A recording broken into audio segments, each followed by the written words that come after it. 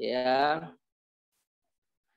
4 golongan yang disebutkan di dalam hadis ini, bahwa sungguh 4 dosa besar ini atau 4 golongan ini akan dilaknat pelakunya oleh Allah Subhanahu wa taala. Kita bahas satu persatu pada malam hari ini, Bapak Ibu sekalian, saudara-saudaraku kaum muslimin, yang semoga Allah selalu menjaga dan memberikan kesehatan pada semua.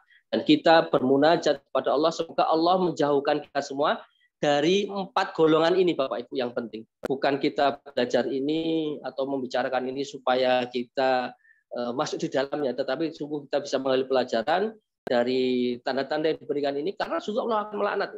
Kita akan dijauhkan kalau kita termasuk dalam golongan ini. Jadi yang pertama adalah Rasulullah SAW memperingatkan umatnya ya terhadap 4 kejahatan ini, bahwa Allah Azza wa Jalla mengusir ya, dan menjauhkan pelaku salah satu di antara perkara tersebut yang saya sebutkan tadi. Yang pertama adalah bertakarub dengan menyembelih untuk selain Allah Azza wa Jalla. Karena hal itu berarti memalingkan ibadah kepada selain Allah Azza wa Jalla. Sungguh sesuatu yang tidak berhak mendapat peribadahan. Maka tidak boleh kita ini menyembelih sesuatu kecuali untuk Allah Subhanahu wa taala. La'allah man dzabha li ghairillah. Allah melaknat orang-orang atau orang yang menyembelih binatang selain Allah. Karena menyembelih binatang ini, Bapak Ibu sekalian, pada asalnya adalah ibadah yang diperintahkan Allah Azza wa Jalla. Fasholli li rabbika wanhar, ya, di dalam surat Al-Kautsar yang tentu kita hafal bersama. Fasholli li rabbika wanhar. Maka laksanakan sholat karena Rabb dan berkurbanlah sebagai ibadah yang mendekatkan diri pada Allah Subhanahu wa taala. Maka Syekhul Islam Ibnu Taimiyah rahimahullah mengatakan bahwa Allah Azza wa Jalla memerintahkan untuk menggabungkan 2 ibadah tersebut, yaitu sholat dan berkurban. Fasholli li rabbika wanhar. Keduanya menunjukkan perbuatan taqarrub atau mendekatkan diri kepada Allah Azza wa Jalla. Kerendahan hati, butuh kepada Allah, berbaik sangka, kuatnya keyakinan, dan tenangnya hati kepada Allah dan kepada janjinya. Maka kalau kita ini menyembelih sesuatu bukan karena Allah, maka tentu ini bertentangan dengan perintah Allah atau firman Allah yang lain di dalam surat Al-An'am, surat 6 ayat 162 dan 163 yang tentu kita hafal bersama. Qul inna sholati wa nusuki wa mahyaya wa mamati lillahi rabbil alamin. Ya.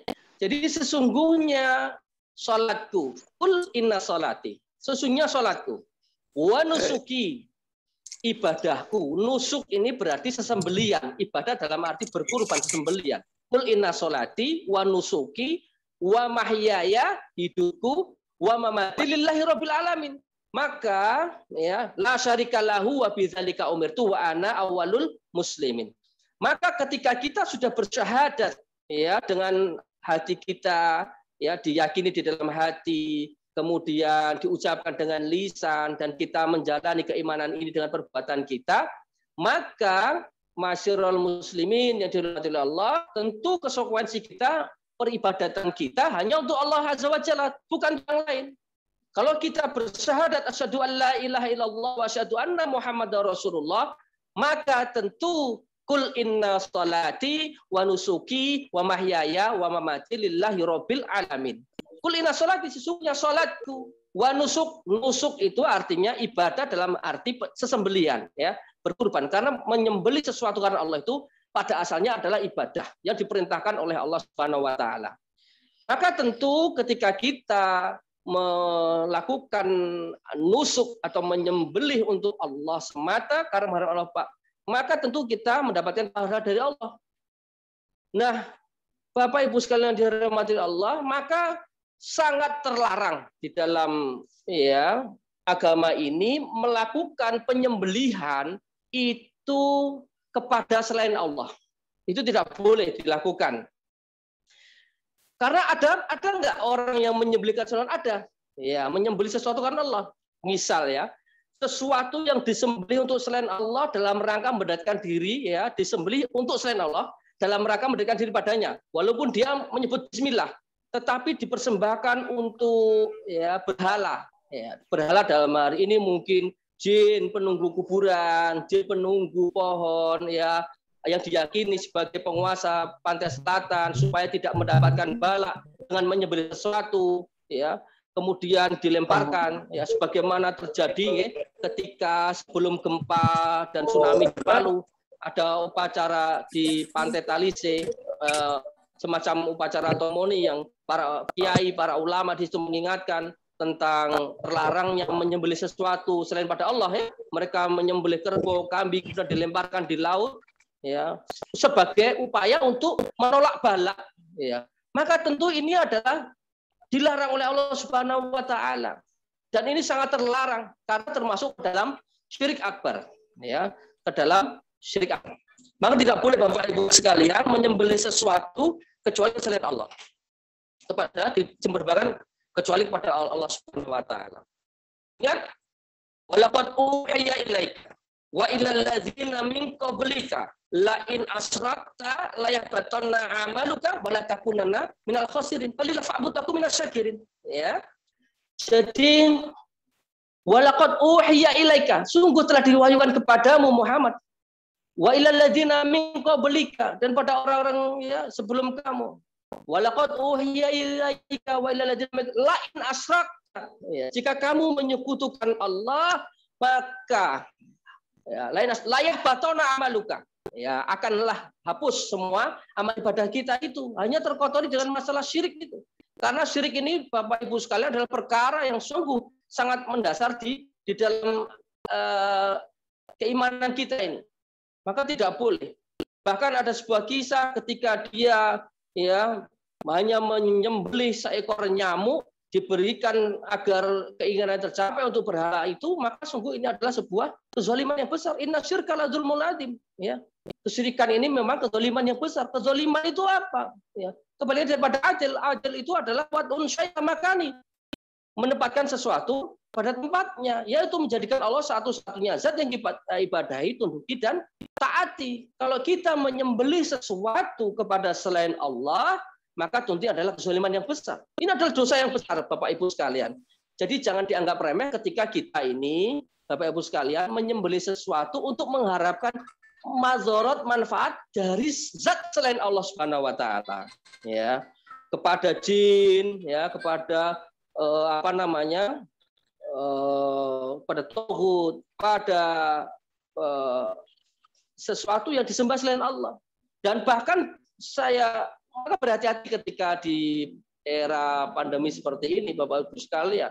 Banyak orang yang mungkin mencari pengobatan dengan melakukan sesuatu yang dilarang oleh Allah Subhanahu wa taala. Kamu bisa sembuh nih dari Covid, tetapi ini sembelih ini ayam cemani yang hitam. Ya, kamu belinya dari dia, ya, mengikuti ini. Beda ketika sembuh kemudian bersyukur menyembelih kambing, kemudian dibagikan dengan tetangganya untuk bersedekah. Sangat berbeda. Ini karena pada Allah. Tetapi dia mengikuti perkataan kahin, ya, dukun, supaya sembuh dari ini, kemudian tidak ada hubungan kausalitas. Beda ketika dia datang pada seorang dokter yang memberikan sarannya atau kemudian terapinya berupa herbal dan sebagainya, maka tentu ini ada hubungan kausalitas. Tetapi ketika ada unsur tatayur di situ, ada unsur syirik, tahayul, bid'ah, dan khurafat, tentu ini adalah dilarang oleh Allah Subhanahu wa taala. Oke, Bapak Ibu sekalian. Ini perkara yang kadang orang menganggap hal ini sebagai hal yang biasa itu. Padahal ini adalah perkara yang sangat terlarang itu. La'anallah man zabaha li ghairillah, ya. Allah melaknat ini. La'anallah. Laknat menjauhkan rahmatnya. Dari siapa? Zabaha min ghairillah. Mereka yang menyembelih kepada selain Allah. Jadi di dalam hadis ini yang tercakup di dalam penyembelihan selain Allah itu yang pertama yang saya sebutkan tadi, yaitu sesuatu yang disembelih untuk selain Allah Azza wa Jalla dalam rangka mendekatkan diri padanya, walaupun dia menyebut Bismillah, ya, walaupun menyebut Bismillah, tetapi dipersembahkan tidak ada selain Allah. Maka tentu ini menjadi perkara yang termasuk perkara syirik, ya, seperti saya sampaikan, menyembelih untuk berhala, ya, menyembelih untuk sesuatu yang dia yakini bisa memberikan manfaat, mudarat selain daripada Allah Azza wa Jalla. Kemudian yang kedua adalah sesuatu yang disembelih untuk dimakan dagingnya, tetapi dengan menyebut nama selain Allah. Ya, kita kan kalau kurban menyembelih ya Bismillah, Allahumma taqabbal minna. Ketika berkurban, Bismillah, Allahu Akbar, Allahumma taqabbal minna. Bismillah dengan nama Allah, Allah yang Maha Besar. Ya, kemudian semoga Allah menerima kurban ini. Bismillah. Tetapi dia menyebutnya tidak dengan bismillah, Bapak Ibu sekalian. Dengan nama yang lain selain Allah.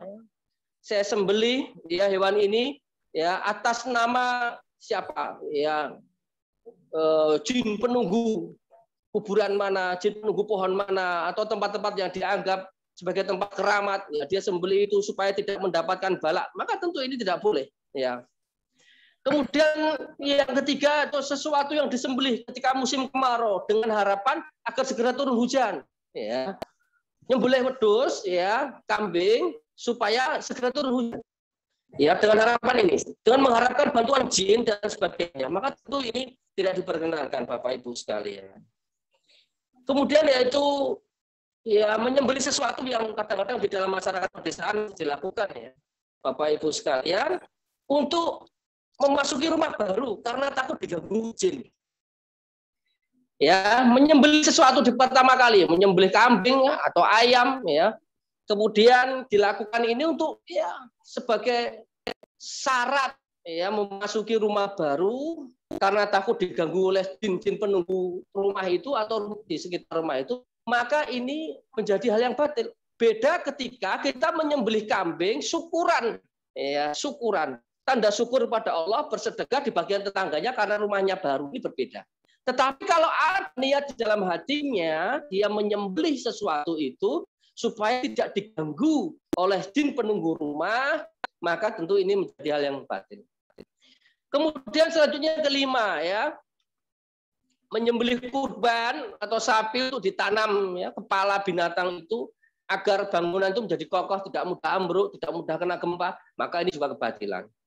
Atau menyembelih binatang untuk menolak malapetaka, ya, sebagaimana yang saya sampaikan di awal tadi, maka ini termasuk hal terlarang. Ya, ditanam kepala kerbaunya di jembatan, kemudian dilemparkan ke laut. Nah, maka ini contoh-contoh hal-hal yang sangat dilarang oleh Allah terkait dengan golongan yang pertama tadi, bahwa la'anallah man dzabali ghairillah. Allah sangat melaknat orang-orang yang dia menyembelih sesuatu bukan karena Allah Subhanahu wa taala. Masyaallah muslimin, Bapak-bapak, Ibu-ibu, jamaah virtual pesantren Muhammadiyah DIY, ini adalah yang pertama ya, terkait dengan golongan yang kemudian Allah akan memberikan laknatnya. La'anallah man dzabali ghairillah. Kemudian yang kedua, Bapak Ibu sekalian, yang kedua yaitu adalah sebagaimana disampaikan dalam hadis tadi, la'anallahu man la'ana walidayhi. Sungguh Allah Azza wa Jalla itu akan melaknat orang yang melaknat orang tuanya, Bapak Ibu sekalian. Ya. Ada tidak Bapak Ibu sekalian orang yang melaknat orang tuanya? Ada. Nah, ini sesuatu yang kita berlindung pada Allah Subhanahu wa taala agar kita senantiasa bisa berbuat ya baik pada orang tua kita, baik yang sudah meninggal maupun yang masih hidup. Tentu semoga Allah memberikan kekuatan pada kita supaya kita bisa membahagiakan mereka dan tidak lupa di dalam doa-doa kita setelah sholat bagi orang tuanya yang sudah meninggal, karena tentu ini akan semakin melapangkan kubur doa orang tua kita. Sekalipun mungkin Bapak yang mengikuti jamaah ini sudah berusia di atas 60, 70, akan tetapi tentu kewajiban kita mendoakan para sesepuh orang tua kita itu tentu akan selalu ada selama kita masih diberikan nafas oleh Allah Subhanahu wa taala. Maka tentu kita tidak boleh kemudian melupakan ini.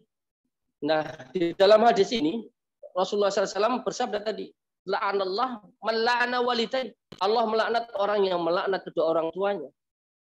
Maka Allah Azza wa Jalla menggandengkan hak orang tua dengan hak Allah Subhanahu wa taala dalam firman, wa'budullah wa la tusyriku bihi syai'a wa bil walidaini ihsana. Dan beribadah kepada Allah dan janganlah menyekutukannya dengan sesuatu, dan berbuat baiklah pada kedua ibu bapak. Ini menekankan bahwa pentingnya yang namanya berbuat ihsan ya. Birrul walidain disebutkan di dalam beberapa ayat setelah kita diperintahkan beribadah kepada Allah Subhanahu wa taala, Bapak Ibu sekalian. Jadi setelah perintah kita beribadah kepada Allah, maka perintah selanjutnya adalah kita diperintahkan untuk berbuat baik kepada kedua orang tua kita. Wa qadara rabbuka alla ta'budu illa iyyahu wa bil walidayni ihsana imma yablughanna 'indakal kibara ahaduhuma aw kilahuma fala taqul lahumā uff wa la tanharhuma wa qul lahumā qawlan karīmā. Ya. Dan Rabbmu telah memerintahkan agar kamu jangan menyembah selain pada Dia dan hendaklah berbuat baik pada ibu bapa, ya. Maka hak orang tua selalu disebutkan setelah hak Allah Azza wa Jalla karena pentingnya kedudukan orang tua, pentingnya kedudukan kita berbuat ihsan, birrul walidain setelah kita beribadah kepada Allah Ta'ala. Maka la'anallah man la'ana walidaih. Jadi tidak boleh seorang anak melaknat atau mencela kedua orang tuanya, dan ini merupakan dosa besar. Karena Rasulullah Sallallahu Alaihi Wasallam melaknat pelakunya dan laknat terhadap sesuatu yang menunjukkan bahwa itu merupakan dosa besar, baik mencela secara langsung atau menjadi penyebab orang tuanya dicela. Maka tidak boleh kita ini, Bapak, Ibu, teman-teman sekalian, para remaja yang mengikuti jamaah virtual pada malam hari ini, kita menyakiti hati orang tua kita dan kita beristighfar pada Allah apabila ada di antara kita tidak sengaja kalimat kita dalam keseharian kita yang melukai perasaan orang tua kita. Karena sungguh Allah akan menjauhkan rahmatnya dari orang yang mencela kedua orang tuanya. Ya, di dalam sebuah hadis dikatakan yang artinya di antara dosa-dosa besar adalah cacian seorang terhadap orang tuanya. Para sahabat bertanya, "Ya Rasulullah, bagaimana mungkin seseorang mencari kedua orang tuanya?" Maka Rasulullah SAW menjawab, benar, ia mencaci ayah orang lain, lalu orang itu mencaci ayahnya. Jika ia mencaci ibu orang lain, maka orang itu mencaci ibunya. Maka mencela kedua orang tua kita itu tidak diperkenankan. Begitupun mencela orang tua dari teman kita, dari anak teman kita, maka tidak boleh. Misal ya, ada kita sedang beristirahat di siang hari, ramai anak di situ, ada mungkin anak-anak yang mungkin mengganggu istirahat, kita mungkin punya anak kecil yang terganggu, kemudian kita panggil anaknya dan kemudian kita mencela kedua orang tuanya. Kamu, misal si fulan, orang tuamu itu orang pendosa, pantas kamu tidak ya bisa diatur ya. Wong tuamu iki pancen biar nom-nomane yo ngeyel koyo kowe. Misal begitu. Ya kalimat itu Bapak-bapak. Mungkin kadang-kadang ketika kita marah tidak terkendali ya. Mencela orang tua dari anak yang barangkali ya dikatakan itu termasuk di dalam laknat ini. Ya, kita tidak boleh melaknat orang tua yang bisa jadi dengan kalimat-kalimat kita itu orang ini akan mencela orang tua kita. Ya, mencela orang tua dari orang lain aja tidak boleh, apalagi kita ini mencela orang tua kita. Mana orang tanggung jawabnya jenengan Pak ya? Wah, atau kita merendahkan orang tua kita mungkin dari segi penghasilan, misal mohon maaf ya, orang tua kita ini mungkin pegawai negeri sementara anaknya menjadi pengusaha yang barangkali secara maisha nominalnya lebih banyak. Kemudian merendahkan orang tua kita ya, karena dia mungkin dengan penghasilan secara nominal ya. Udah. Cuman Jami masih di kantor ini, masih nunggu Abang.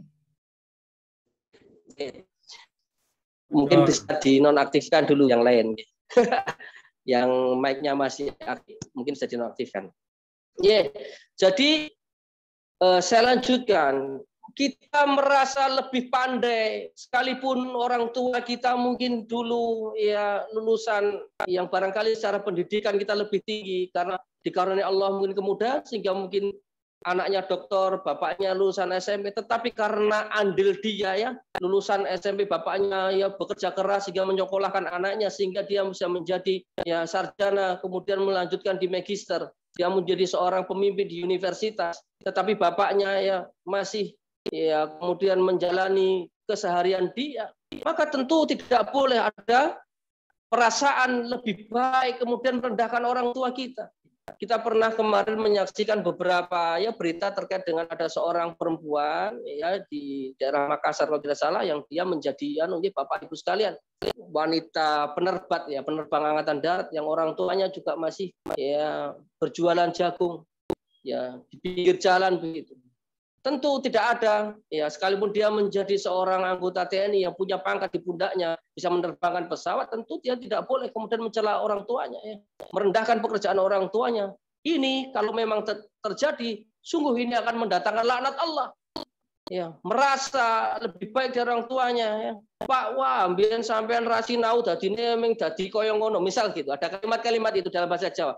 Dulu Anda tidak sekolah, tidak belajar rajin pasti sehingga sekarang kehidupan seperti itu nih loh saya misal gitu. Nauzubillah min zalik. Kalimat-kalimat ini sangat tidak pantas dilontarkan oleh seorang anak pada orang tuanya. Tentu apa yang dilakukan orang tua waktu itu sungguh adalah upaya yang dilakukan tentu akan sangat berjasa bagi kehidupan kita dan tentu tidak ada orang tua, tidak akan ada kita semuanya. Maka saya menasihati kepada diri saya dan pada para jamaah untuk tidak lupa mendoakan orang tua sekalipun orang tua kita ada di antara kita yang meninggal ataupun masih sugeng, masih hidup, maka kalau ya sudah meninggal tentu akan semakin melapangkan kuburnya baik sekali. Maka tidak boleh.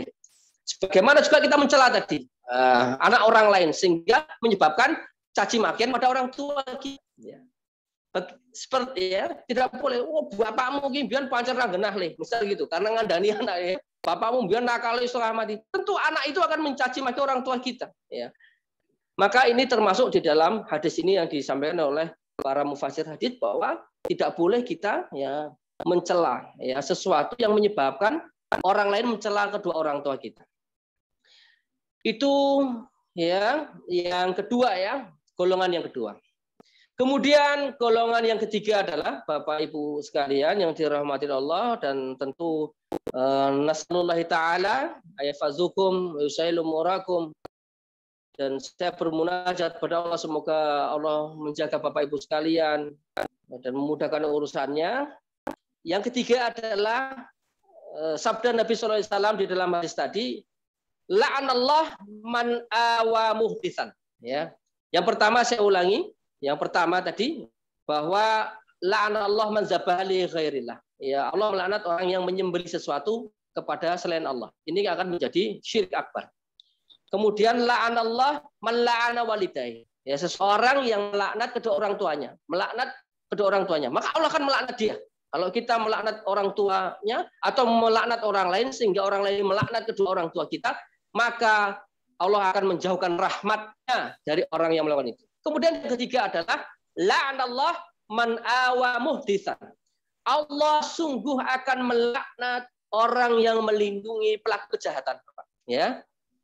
Kalau ada seseorang yang melindungi pelaku kejahatan supaya ia terbebas dari had ya, hukuman dari pidana, dia merekayasa ya, kemudian melakukan upaya-upaya supaya orang yang bersalah ini terbebas, bukan dalam konteks mencari keadilan, tetapi dengan tipu muslihatnya, dengan kekuasaannya, dengan makarnya, dengan segala cara dia lakukan supaya orang ini terbebas dari segala ya, yang dia tuduhkan atau dipidanakan di dalam Islam, maka orang ini sungguh dilaknat oleh Allah Subhanahu wa taala.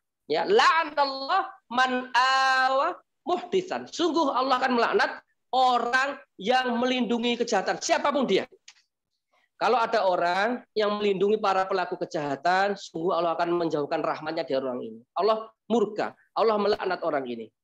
Yaitu, sebagaimana saya sampaikan, orang yang melindungi orang lain yang berbuat jahat dengan kedudukannya, kekuatannya, kekuasaannya, atau dengan pasukannya, atau dengan apapun yang dia miliki, agar pelaku ini tidak dikenai hukuman had. Ya.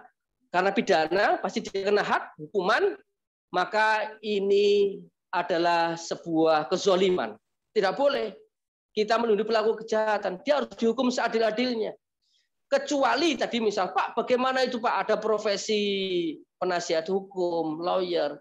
Semua ya yang terkait dengan ini, maka kalau dia melindungi pelaku kejahatan, maka termasuk. Kecuali penasihat hukum atau pengacara, dia ingin mencari keadilan, melindungi tersangka atau mengamankan tersangka dari hak dia. Ya kan para tersangka pasti ketika sudah dimajukan ke meja hijau atau dalam rangka penyidikan, BAP di kepolisian, tentu para pengacara ini berfungsi supaya hak-hak tersangka tidak dilanggar. Maka tentu ini diperkenankan, ya, mengamankan hak karena ada haknya, jangan sampai haknya dilanggar. Tetapi kalau dalam upaya dia dengan segala cara menghalalkan supaya orang ini bebas dengan melakukan tipu muslihat, manipulasi bukti, ya, ada bukti, ada saksi diminta untuk berbohong, saksinya saksi palsu ini, ya, sudah termasuk dosa besar, apalagi orang yang melakukan atau menyuruh orang menjadi saksi palsu. Maka tentu ini perbuatan yang dilarang oleh Allah Subhanahu wa taala.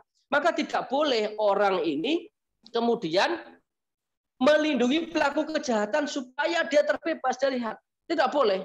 Ini adalah dilaknat oleh Allah Azza wa Jalla. Bapak Ibu sekalian, ya. Perkara ini perkara yang besar, bukan perkara kecil, maupun siapapun profesinya dia.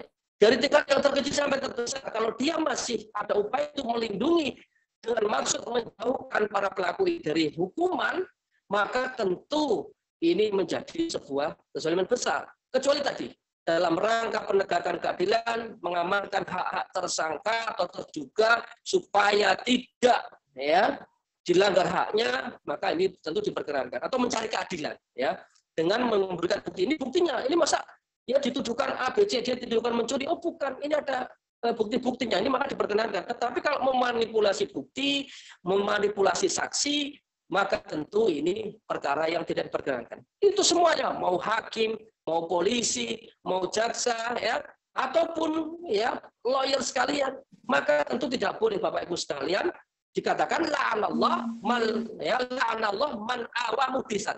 Allah melaknat orang yang melindungi pelaku kejahatan, menyembunyikan pelaku koruptor, misal begitu, ya Bapak Ibu sekalian.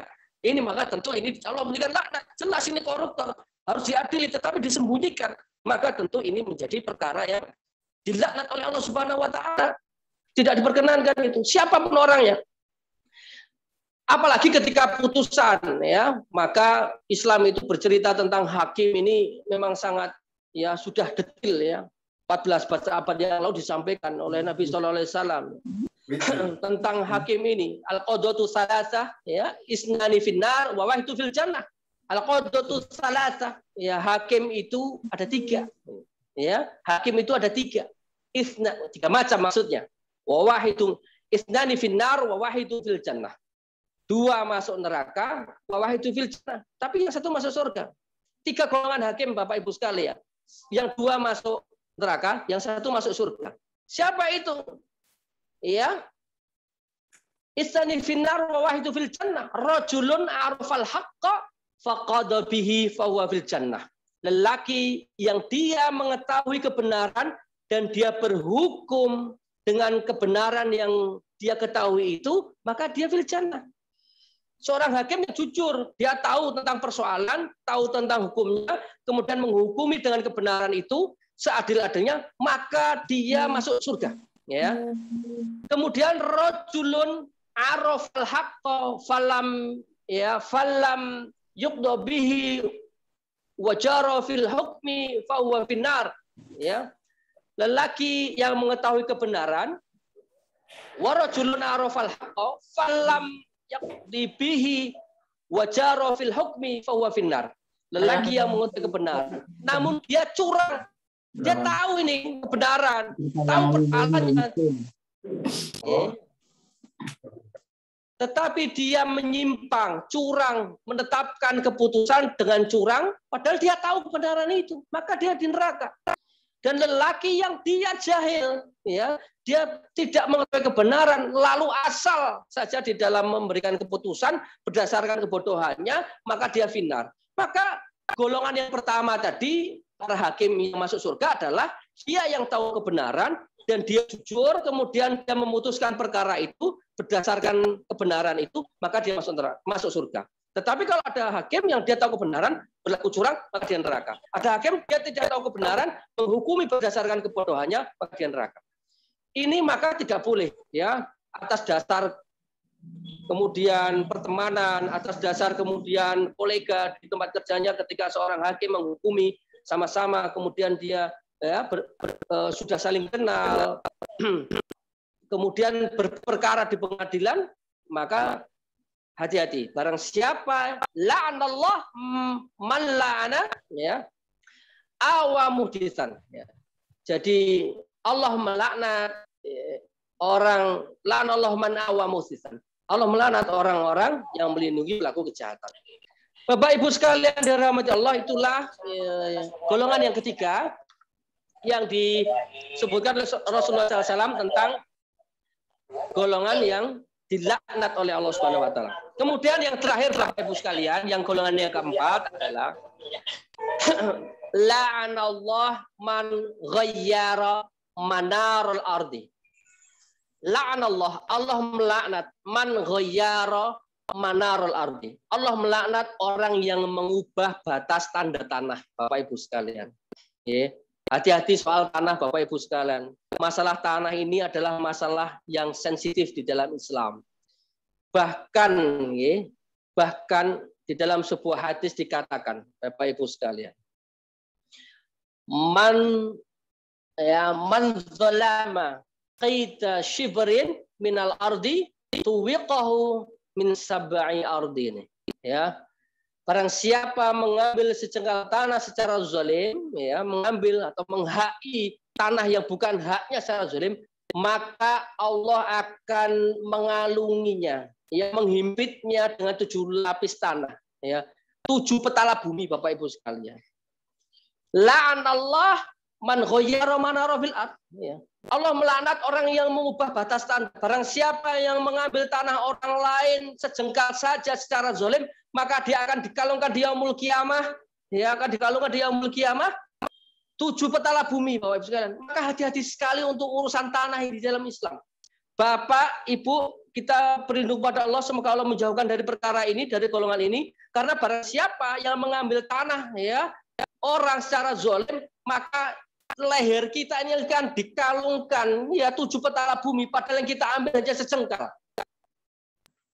Ketika orang ini mengambil, ya, sejengkal, ya, 1 kilan, shibrin, 1 kilan, mengambil tanah orang lain 1 kilan saja, maka Allah akan kalungkan di leher kita ini 7 petala bumi, Bapak Ibu sekalian, di yaumul akhir. Maka hati-hati sekali, kalau ini memang bukan tanah kita, bukan batas tanah kita, jangan digeser. Karena ini berat nanti hukumannya di yaumul qiyamah. Ketika kita mengambil tanah orang lain secara zalim. Kalau saya dulu pernah mendengar, ya, dan mungkin masih legal sekarang, ya, di desa-desa itu ada istilah nampingi galengan, ya. Jadi sudah ada patoknya, kalau di desa mungkin ada beberapa tanah di sawah yang ada pematangnya. Ketika dia ingin memperlebar sawahnya itu dengan nampingi, jadi galengan itu digeser pelan-pelan tanahnya, digeser pelan-pelan. Tidak sengaja nanti itu sudah bergeser 1 kilan itu. Orang nggak tahu mungkin, tapi Allah Subhanahu wa taala tahu bahwa dia menggeser itu. Barang siapa yang merubah batas tanda tanah, maka tanda-tanda di bumi, ya, manarul bumi, maksudnya termasuk di dalam tadi mengubah patok, geser patok orang lain, maka tentu ini, ya, Allah akan kalungkan 1 kilan, maka Allah kalungkan. Bagaimana ketika ada pembagian warisan, misalnya gitu, ya. Kita tahu kita kandung kita atau hak saudara tiri kita begitu, tetapi kita menguasai dengan cara yang zalim. Bila saya akan kalungkan 7 petala bumi, bagaimana 200 meter, 300 meter sekitar diambil tanah itu secara zalim dengan berbagai budaya, makar, bulus, kira-kira dengan cara sehingga tanah bisa maka tentu kita sampaikan bagaimana hukumnya diterima. Ketika 1 kilan itu 7 bumi, Pak. 1 kilan itu 7 bumi di leher kita. Bagaimana kita menggeser patok itu misal 1 meter. Tentu kita berlindung. Maka tentu kita menasihati pada diri saya sendiri, para Bapak Ibu semuanya, kalau memang tak itu kita maka lihat enak ya kita hanya 50 meter dengan tetap, kalau ini bukan hanya Bapak silakan ambil. Memang ya, juga yang parah nanti saya akan ketika mengambil secara zalim akan, ya, berikan Allah yaqumu bainakum yaumil qiyamah fima Allah menjadi hakim di yaumil qiyamah ketika kita berselisih. Apalah mungkin kita dizalimi 2 meter, maka masalah tanah ini masalah sensitif di dalam Islam sebenarnya. Maka ada murid jangan sampai urusan masalah hak hari itu ada yang zolim, ada apa urusan karena ini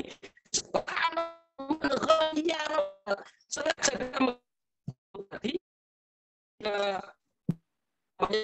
Pak Ustadz, ngapunten sehingga suaranya oke, putus, Pak. jelas Ibu? Iya. Sudah jelas? Nggih, alhamdulillah. Maka jadi la'anallah man ghayyara manarolat. Para mufasir hadis yang lain mengatakan bahwa ghayyara manarul ardi ini selain menggeser Bapak Ibu sekalian ya batas tanah, tanda tanah itu, kita merubah petunjuk-petunjuk jalan yang ada di bumi, merubah tanda di bumi. Misal begini, ingin mencelakai orang ya, kita berjalan dari Jalan Wonosari ke Kitvan, kita mau ke Pantai Baron, tetapi Wonosari kita ubah ke arah Kaliurang, sehingga orang ini ya tersesat. Kita berjalan ke timur ke arah Jalan Wonosari sebelum Piungan, ya iseng orang ini, kemudian dirubahlah tanda-tanda mana goyar manarolat ini, sehingga kita belokkan Kaliurang itu ke arah Jalan Wonosari ke arah kiri, sehingga melewati Jalan Prambanan, orang tersesat itu. Ini salah seorang mufasir hadis mengatakan terkait dengan hadis ini adalah termasuk mengubah tanda di bumi adalah hal seperti ini. Maka tidak boleh karena orang akan tersesat. Misal kita mau ke Surabaya ya sampai Semarang kok diubah itu di jalan tol digeser ya tandanya sehingga kita ke barat mau ke Surabaya justru ke arah Cirebon sementara tujuan kita mau ke Surabaya. Maka ini kan menyesatkan orang. Maka tidak boleh ketika kita merubah tanda ya yang ada di permukaan bumi ini sehingga menyesatkan orang. Ya, ini adalah salah satu penjabaran daripada la'anallah man ghayyara manal ardi. Jadi Allah melaknat orang-orang yang dia merubah tanda-tanda di bumi, termasuk tadi menggeser patok tanah, kemudian dia sesungguhnya menyesatkan orang dengan mengubah tanda yang memang disepakati bersama di bumi. Inilah Bapak Ibu sekalian, sudah saya kira 1 jam, hampir 1 jam saya menyampaikan terkait dengan hadis dari yang diriwayatkan oleh Muslim terkait dengan 4 golongan ya yang dilaknat oleh Allah Subhanahu wa taala. Golongan ini dilaknat, yaitu yang dijauhkan rahmat oleh Allah wa Jalla.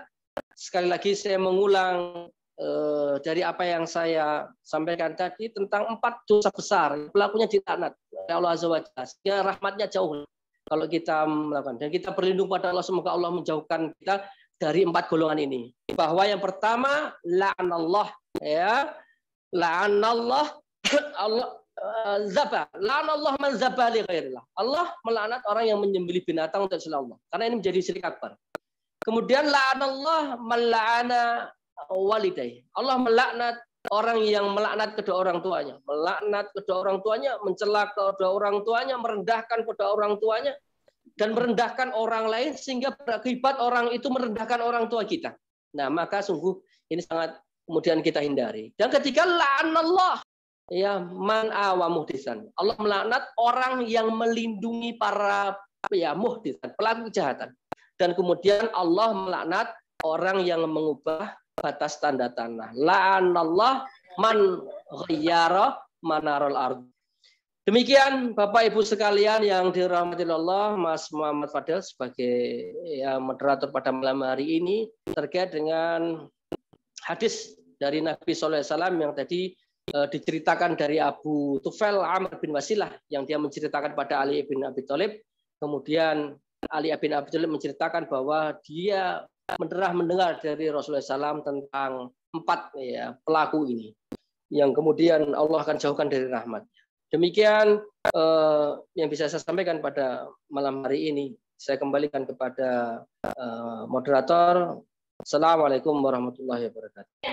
Waalaikumsalam warahmatullahi wabarakatuh. Terima kasih Ustaz Amin yang telah memberikan tausiahnya, materi yang kepada kami tentang 4 dosa besar Oh, sangat mengerikan sekali. Saya jadi ingat itu Ustaz, ceritanya tentang ada seorang yang disuruh berkurban apapun itu kepada salah satu berhala. Jadi ada dua orang, satunya disuruh berkurban tidak mau, satunya karena merasa berkurban dengan hanya menggunakan lalat itu kecil, tapi akhirnya orang yang berkurban itu malah masuk neraka, orang yang tidak berkurban dan malah dibunuh di situ juga malah masuk surga. Insya Allah, ngeri sekali. Padahal cuma sebesar lalat seperti ya. Ya, betul. Baik. Ya, memang terkait dengan lalat ya.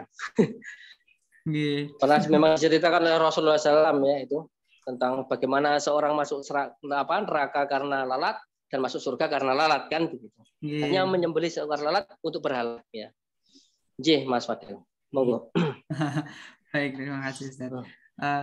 Mungkin langsung saja kepada bapak-bapak dan ibu-ibu yang ingin bertanya, monggo silakan bisa dituliskan di kolom chat atau mungkin bisa langsung menghidupkan mikrofonnya. Monggo silakan. Oke. Assalamualaikum Pak Ustadz. Oke, Bapak Dariat monggo. Oke, Pak Ustadz. Bapak mungkin selanjutnya diberikan kesehatan Pak Dariat. Insya Allah Pak. Pak, kalau kekaan itu termasuk termasuk golongan yang dilaknat atau tidak ya? Itu yang pertama. Yang kedua, kalau tadi kan disebutkan yang dilaknat itu salah satu di antara yang melindungi pelaku kejahatan. Sekarang bagaimana kalau seumpama justru mengkondisikan orang yang nggak bersalah tetap dihukum? Apakah ini juga termasuk golongan yang dilaknat oleh Allah? Monggo silakan. Terima kasih, Pak. Bapak Daryatmo, yang saya selalu berdoa, mungkin Bapak sekeluarga selalu diberikan kesehatan. Amin, amin, Pak. Diberikan kemudahan urusannya, Pak Daryatmo. Kita semua yang hadir pada malam hari ini, ya, orang-orang yang kita cintai selalu dalam lindungan Allah Subhanahu Wa Taala. Terkait dengan masalah akikah, ya Pak. Akikah tentu ini sangat bertolak belakang dengan laknat Allah, karena ini adalah salah satu sunnah daripada Rasulullah SAW tentang akikah. Maka ini adalah ibadah yang mulia, Bapak Ibu sekalian, bahwa ketika seseorang ini mampu, maka disunahkan untuk menyembelih ya seekor kambing atau 2 ekor kambing bagi anak laki-laki dan seekor kambing perempuan. Maka tentu ini sunnah, ya, jadi tentu akan mendatangkan rahmat Allah Subhanahu Wa Taala, berpahala tentu. Nah, ini adalah sebuah dari sunnah Rasulullah SAW yang mendatangkan rahmatnya justru Pak, bukan laknatnya. Ketika kita melaksanakan akikah ya, melaksanakan akikah, tentu ini akan mendatangkan pahala sendiri bagi Allah bagi para orang yang melakukan ini akan mendatangkan pahala dari Allah karena menjalani sunnah Rasulullah SAW. Begitu. Kecuali tadi ya menyembelih sesuatu yang dia termasuk misal bukan akikah, syukuran biasa ya, itu juga sebenarnya diperbolehkan ya. Tetapi yang paling mendekati yang memang disunahkan itu adalah akikah tadi ya. Di hari ke-7 ada yang menyebutkan di hari ke-21 dan sebagainya. Yang penting ada dalilnya dari Rasulullah, monggo lah gitu. Yang disyariatkan memang di hari ke-7 dengan memberikan nama dan kemudian menyembelih 1 ekor kambing buat ya 2 ekor kambing buat anak laki-laki ya. Maka ini adalah sebuah cinta kita kepada Rasulullah dan ketaatan kepada Allah ya. Maka justru bertolak belakang dengan laknat Allah saya kira, dan kita bermunajat semoga orang yang menjalaninya mendapatkan rahmat Allah Subhanahu Wa Taala. Kemudian yang kedua tadi saya lupa nih terkait apa yang tadi. Oh ya, mencoba untuk yang tidak salah menjadi salah ya Pak. Iya. Jadi ya orang yang kita lihat tiap hari begitu ini, Pak. Iya, tidak tiap hari begitu. Nah, ini sungguh adalah sebagaimana mungkin tadi ya, apalagi dikatakan berbuat curang ya Pak. Ini saya kira adalah kezaliman besar juga. Perbuatan zalim, berbuat curang tadi. Apalagi dia tahu kebenaran, ya tadi dikatakan dia di dalam hadis seorang hakim ya. Hakim yang dia sebenarnya tahu ini benar, tapi karena ya tekanan tertentu sehingga dia menjatuhkan vonis pada seseorang ya, bisa diiming-iming dengan mungkin suap, bisa diiming-imingi dengan jabatan, atau justru ditakut-takuti dengan yang mendapatkan mungkin promosi jabatan dalam segala level ya, dalam segala level penegak hukum lah gitu, bukan hanya hakim. Tentu ini adalah kezaliman terhadap seseorang dan pasti ada hitungannya Pak Yaumul Qiyamah.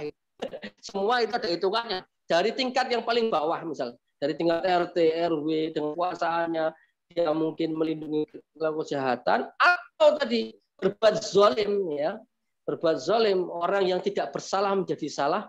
Tentu ini adalah sebuah kejahatan yang besar, Bapak. Kan pasti kalau membuat orang yang salah, orang yang tidak bersalah menjadi salah, pasti ada kesaksian palsu, ada bukti palsu, dan kemudian dihadirkan untuk menguatkan supaya orang ini menjadi salah padahal tidak salah. Nah, maka tentu saksi palsu itu pun adalah sudah dosa besar ya. Demikian Bapak Daryatmo, semoga Allah menjaga Bapak dari kami. Sami-sami Bapak. Barakallahu Pak Daryatmo. Begitu Mas Fadil nggih. Saya kira terkait dengan masalah. Monggo. Baik, terima kasih Ustadz dan juga Bapak Daryatmo yang sudah memberikan pertanyaan. Mungkin berikutnya bagi Bapak-bapak, ibu-ibu yang ingin bertanya, monggo silakan bisa menulis di kolom chat atau bisa langsung open mic. Monggo, ada yang ingin bertanya?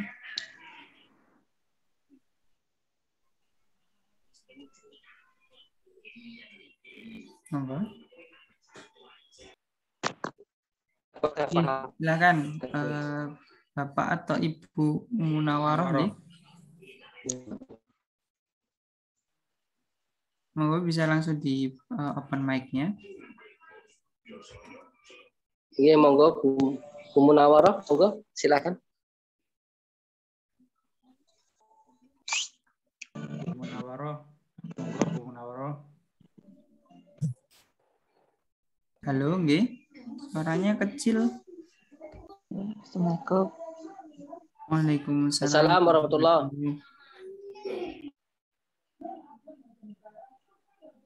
Monggo Ibu.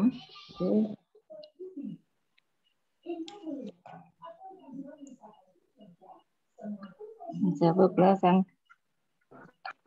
datang dari Assalamualaikum warahmatullahi wabarakatuh.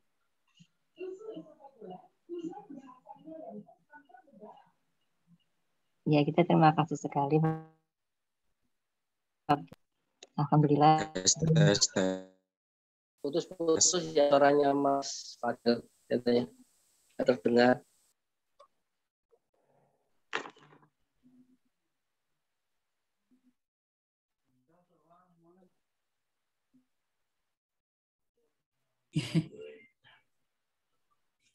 Atau mungkin bisa ditulis di kolom chat saja Ibu Munawaroh untuk pertanyaannya.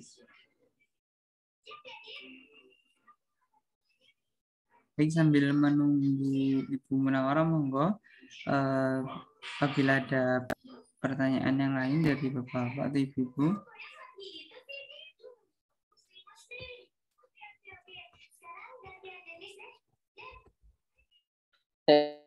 Bisa dipaksa-paksa. Gimana Ustaz? Nek tenan berasa dipaksa-paksa kudu wonten lho niki lho. Oh nggih.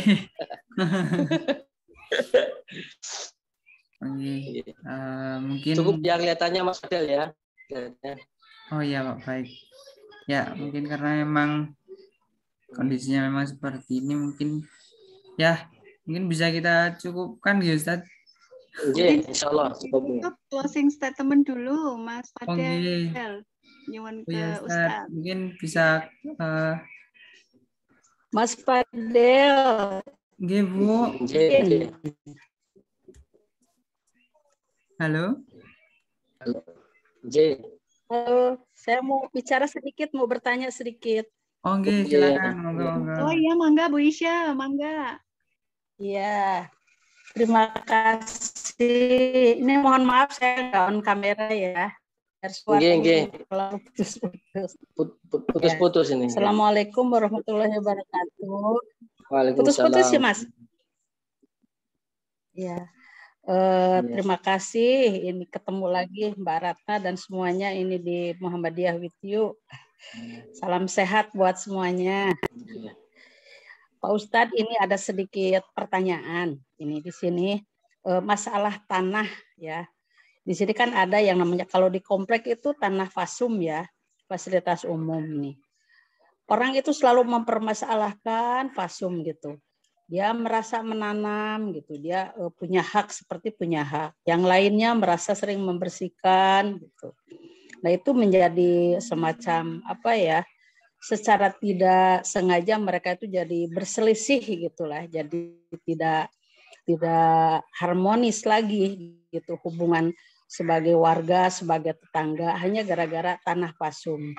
Nih, bagaimana ini tanah fasilitas umum ini?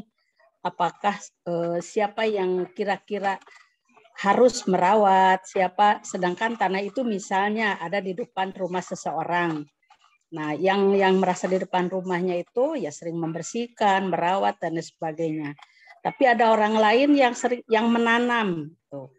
Nah, itu juga merasa mengaku gitu, saya yang menanam gitu.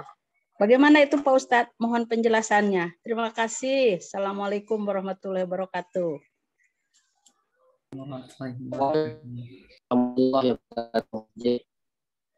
Langsung dijawab Fadil nih. Langsung ya. Iya, monggo Ustaz. Ya, terkait dengan fasum Ibu sekalian. Ini juga beberapa waktu yang lalu itu saya mendapatkan aduan karena saya juga pengurus RT ini. pengurus RT. Sehingga mendapatkan aduan dari warga dan saya sudah berulang kali juga menyelesaikan. Jadi terkait dengan Bu, ada seorang warga yang itu mohon maaf dia buka warung di dalam sehingga di-online-kan dulu. Di-online-kan. Sehingga kan Gojeknya atau ojek online-nya ini dari berbagai faksi ojek online, dari berbagai golongan ojek online ini pada istilahnya kalau di dalam ojek itu ada ngiperi ya. Ngiperi itu kenapa Mas Fadil? Jadi dia kayak ngetem di situ ya, ngetem di situ sehingga memenuhi badan jalan. Memenuhi badan jalan sehingga melanggar hak orang lain. Nah, saya kira ini sifatnya kalau saya bukan mengambil hak tanah secara zalim ya, karena saya nanya dulu, saya mempelajari dulu. Yang menjadi jalan di kampung ini tanah urunan, biasanya kan ada ya, saya urun 1,5 meter ke depan, kamu urun 1,5 meter, dia menjadi jalan. Itu tanah urunan. Jadi ada keluasan hati para pemilik tanah itu untuk menyerahkan sebagian tanahnya sehingga menjadi jalan umum bersama. Itu nggih. Tetapi ada yang di dalam sertifikat itu dia memang tanah negara. Nah, tanah negara. Nah, yang bukan hasil urunan dari kedua sisi tadi. Karena rumah berhadapan-hadapan biasanya kan kemudian dia urunan jadi jalan itu. Ada patoknya di tengah misalnya gitu. Sehingga ini tanah ini urunan.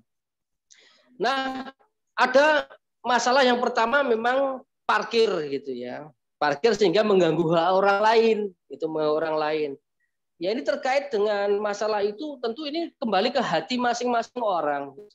Kalau dia merasa itu tanahnya, nah ini menjadi masalah.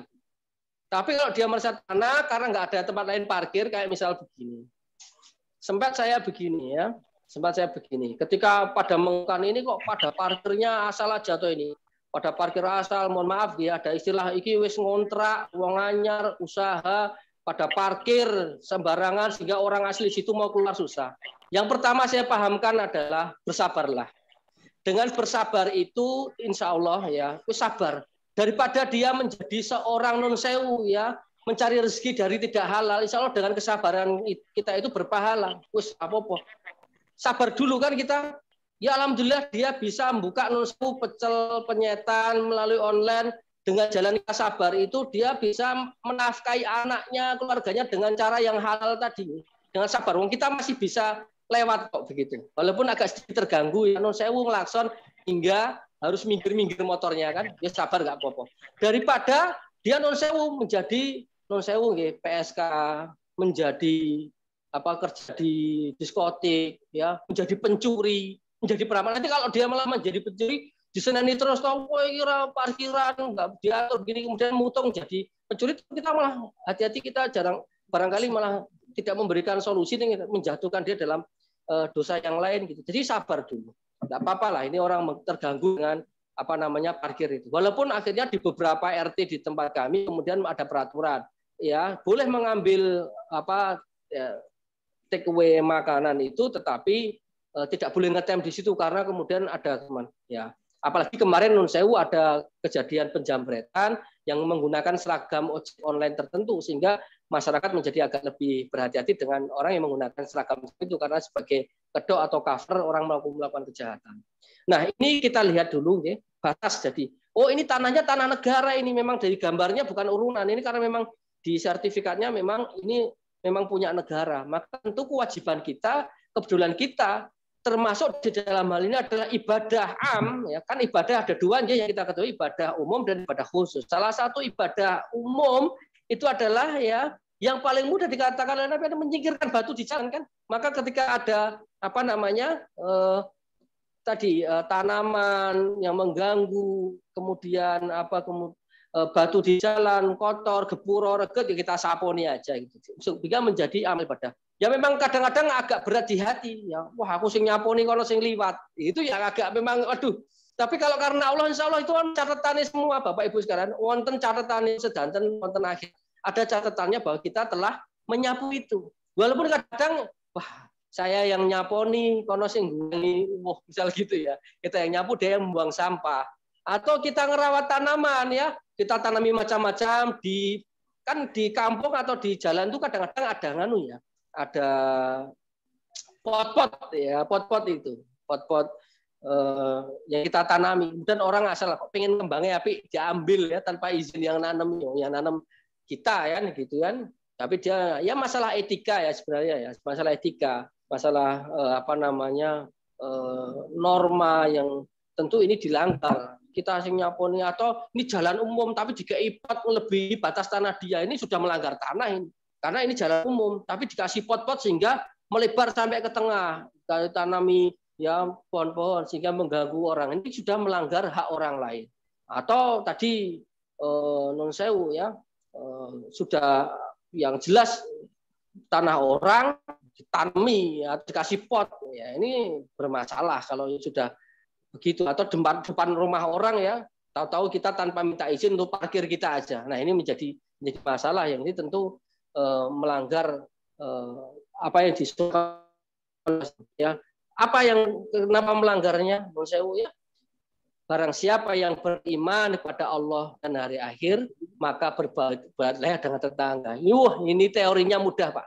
Bu, teorinya mudah sekali. Barang siapa yang beriman kepada Allah dan hari akhir, mangkana yu'minu billahi wal yaumil akhir, falyukrim jarahu. Berbuat baiklah pada tetangga. Ini masalah yang di dalam Islam ya, teorinya mudah dibaca, enak sekali, tetapi prakteknya Masya Allah susah, Pak. Yang namanya kita bersabar ya terhadap tetangga, ya berbuat baik tetangga, Masya Allah, ini sangat susah sekali. Ya, non sewu ini kadang-kadang memang butuh kelapangan hati kita. Ada kan itu seorang ulama ya, tabiin ya, Abu Umar Bashir, yang dia ya selama berpuluh-puluh tahun bersabar atas limbah rumah tangga, ya limbah rumah tangga dari tetangganya. Ketika saya dulu jenguk, loh ini limbah saya itu masuk ke rumah jenengan toh, Syekh misal gitu ya, atau Pak, dulu puluhan tahun itu kelas ulama. Kelas kita itu baru ada mungkin banyu kumbahan tanggone sidik mesti sudah apa? Ini alis kita ini sudah mulai naik turun ini kan karena ada cucian motor yang masuk ke halaman kita itu kan. Ini karena kita masuk. Tapi ulama itu dia puluhan tahun loh itu. Limbah rumah tangganya masuk ke rumah seorang ulama ini Abu Umar Bashir. Ya, Masya Allah dia bisa bersabar. Karena apa? Barang siapa yang beriman pada Allah dan hari akhir, maka falyukrim jarahu. Ini kan kalimat singkat padat jelas, tapi ngelakoni wangil tenan loh ini. Wah susah ya. Makanya kita selalu bermunajat kepada Allah, semoga diberikan kekuatan untuk bisa mengamalkan ini, Bapak Ibu sekalian. Ya terkait dengan ini, wah kadang-kadang sempat ya viral itu ada gara-gara anjing ya sempat saling bunuh kan, yang sempat viral itu karena diingatkan karena anjingnya sering buat lewat-lewat itu akhirnya sampai ada korban meninggal itu gara-gara diingatkan dengan kalimat tolong ya kalau bawa anjing jangan lewat situ, akhirnya terjadi percekcokan di perumahan itu sehingga terbunuh. Saya baru melihat tayangan tadi ini, waduh nauzubillah. Maka hati-hati sekali ya, ada bersabar begitu. Maka sebagaimana disampaikan atau ditanyakan Ibu tadi ya, tentu kita bersabarlah dengan hal-hal yang mungkin tidak mengenakkan dari jar ya, dari jaroh, dari tetangga kita. Ngoten Mas Fadel, saya kira ya, dengan fasilitas umum ya kita inilah sama-sama kita YouTube. Dan ini saya kira mungkin di forum virtual ini mungkin banyak yang jadi pengurus RT, pengurus PKK, pengurus Aisyah ya. NA ini ya, sehingga kita harus bisa menyampaikan ke orang-orang. Memang teorinya sangat singkat. Mangkana yu'minu billahi wal yaumil akhir falyukrim jaro. Barang siapa yang dia beriman pada Allah, iman loh, ini masalahnya keiman. Berbuat baik dengan tetangga. Wah, ya. Ini kadang-kadang susah. Wonten Mas Fadel. Ya, baik. Terima kasih. Terima kasih untuk jawabannya dan terima kasih kepada Bu Isya yang sudah memberi pertanyaan. Baik, karena jam sudah hampir menunjukkan pukul 9. Mungkin sebelum kita tutup, Ustaz, ada request dari Bu Ratna untuk closing statement, Ustaz. Bismillahirrahmanirrahim. Wassalatu wassalamu ala Rasulillah wa ala alihi washabihi ajmain. Closing statement ya pada malam hari ini, Ibu, Bapak sekalian yang dirahmati oleh Allah. Jadi Rasulullah SAW ini pernah bersabda yang diceritakan oleh Tufail ya, pernah diceritakan oleh Tufail. Sebentar ya. Abu Tufail Amir bin Wasilah yang menceritakan pada Ali, dan Ali menceritakan pernah mendengar dari Rasulullah SAW tentang 4 golongan yang dilaknat oleh Allah Subhanahu Wa Taala. Dilaknat ini dijauhkan rahmat dari Allah. Yang pertama adalah Allah melaknat orang yang menyembelih binatang untuk selain Allah. Kemudian Allah melaknat orang yang melaknat kedua orang tuanya. Allah melaknat orang yang melindungi pelaku kejahatan. Dan yang keempat adalah Allah melaknat orang yang mengubah batas tanda di bumi atau batas tanah. Maka kita bermunajat pada Allah, semoga kita bisa menjauhi 4 golongan yang disifatkan oleh Nabi ini, sehingga kita dijauhkan dari laknat Allah, tetapi justru mendapat curahan rahmat dari Allah. Dengan apa?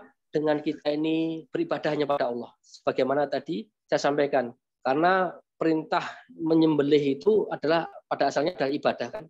Nah, sehingga peribadatan itu hanya untuk Allah. Kemudian berbuat baik, Bapak Ibu sekalian, non sewu Bapak Ibu sekalian, tentu kita semua punya Bapak Ibu ya. Tidak satupun manusia ini yang tidak punya Bapak Ibu kecuali Adam ya. Ya, kecuali Adam dan Hawa ya, tidak punya Bapak Ibu kan.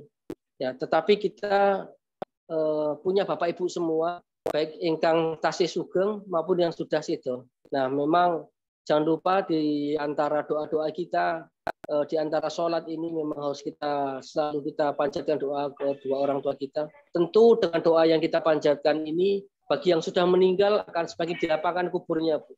Tetapi ketika kita melakukan sebuah tindak kemaksiatan, tentu kedua orang tua kita ini akan disempitkan kuburnya. Salah satu birrul walidain terhadap orang tua yang sudah meninggal adalah dengan berbuat baik terhadap orang tua kita, yaitu mendoakannya. Kemudian adalah bersilaturahim terhadap sahabat dari kedua orang kita yang sudah meninggal. Nah, salah satu untuk menghindari tadi ya laknat Allah terhadap orang yang melaknat orang tuanya adalah tadi berbuat ihsan ya, birrul walidain. Kemudian Allah melaknat orang yang melindungi pelaku kejahatan, yaitu orang yang berbuat curang, kemudian mengupayakan segala cara agar orang yang memang bersalah ini terbebas dari segala tuduhan dengan cara yang tidak adil. Kemudian Allah melaknat orang yang mengubah batas tanda tanah tadi, bisa jadi patok di dalam tanah kita, atau mengakali ya, atau berbuat secara zalim mengambil tanah orang lain, pembagian warisan yang tidak adil, ataupun mengubah batas tanda sehingga orang itu menjadi tersesat, maka tidak boleh. Allah melaknat orang yang mengubah batas tanda di bumi atau batas tanah. Demikian closing statement dari saya, dan kita bermunajat kepada Allah Subhanahu wa taala. Semoga Allah menjauhkan kita dari 4 golongan atau 4 sifat ini, Dan tentu di akhir di dalam majelis hari ini saya bermunajat kepada Allah, semoga Allah memberikan kesehatan, keimanan baik lahir maupun batin pada kita semua, Bapak Ibu, keluarganya, dan orang-orang yang kita cintai. Semoga dijauhkan dari bala, malapetaka, bencana, penyakit, dan Allah mudahkan rezeki Bapak Ibu sekalian, Bapak Ibu sekalian, sehingga kita mampu menjalani perintah Allah dengan mudah gitu. Allah yusahil umurakum wa yarfa' darajatikum fil jannah insyaallah. Aku qouli hada. Assalamualaikum warahmatullahi wabarakatuh. Waalaikumsalam warahmatullahi wabarakatuh. Waalaikumsalam. Terima kasih Ustaz Al-Amin yang telah memberikan materinya dari sekitar pukul 7:30 tadi ya sampai sekarang sudah mau jam 9. Baik Bapak-bapak dan Ibu-ibu sekalian, karena sudah menginjak acara yang terakhir yakni penutupan, mari kita tutup kajian Muhammadiyah Video pada hari ini dengan mengucap hamdalah secara bersama-sama. Alhamdulillahirabbil alamin. Ya Muhammad Fadil Nurdan, saya ucapkan terima kasih Ustaz Fadil. Sudah keluar ya. Ustaz Fadil yang telah memberikan ilmunya. Saya mohon undur diri. Terima kasih. Kurang lebihnya mohon maaf. Wassalamualaikum warahmatullahi wabarakatuh. Waalaikumsalam warahmatullahi wabarakatuh. Izin live. Atur nuwun. Terima kasih. Terima kasih. Matur nuwun Bu Yuli Isnaini. Jazakallah. Mas Fadel. Bapak Ibu saya, matur nuwun rawuhipun. Bu Aisyah Indati, matur nuwun Bu rawuhipun. Sehat-sehat Bu In. Mas Fadel, terima kasih sudah dibantu Mas Fadel. Semuanya. Ibu. Assalamualaikum. Waalaikumsalam warahmatullahi wabarakatuh. Izin live Bunda. Assalamualaikum. Izin.